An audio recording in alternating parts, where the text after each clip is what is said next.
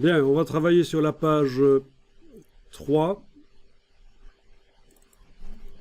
Et on va aller dans la palette des calques, indiquer que spécifiquement sur cette page, on travaille sur le calque image. Donc je verrouille le calque texte, je déverrouille le calque image, et je clique sur lui pour indiquer que je travaille sur lui.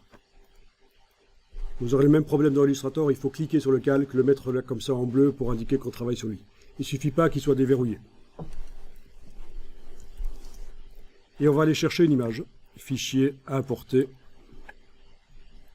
Vous avez des images, choisissez une PSD tant qu'à faire, puisqu'on a créé des images PSD.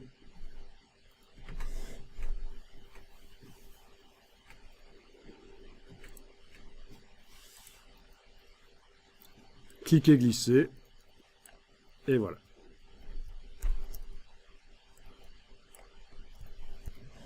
Donc cette image, si je la fais déborder partiellement sur le texte, elle passe en dessous, ou elle passe au-dessus, ça dépend comment vous avez géré les calques. Si vous avez mis calque texte sous le calque image, elle passe au-dessus.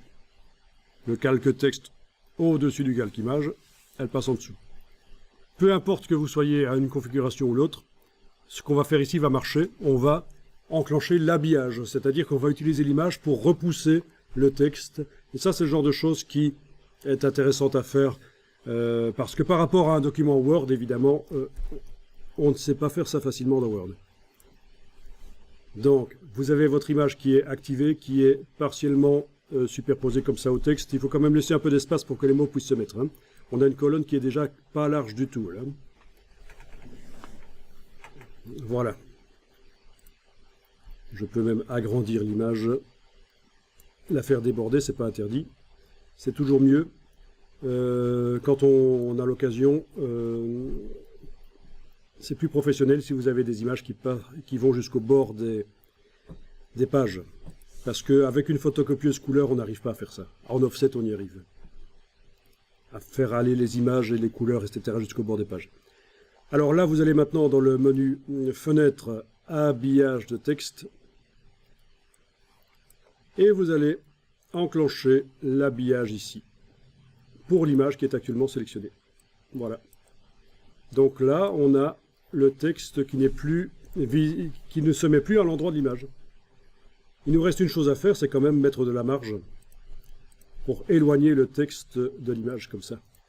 Donc deux choses à faire, cliquez sur l'icône ici, puis ajouter de la marge comme ça.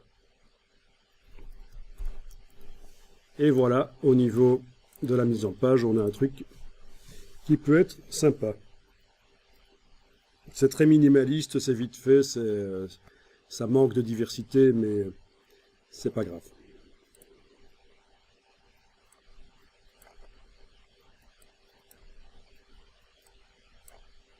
C'est pour voir comment ça fonctionne.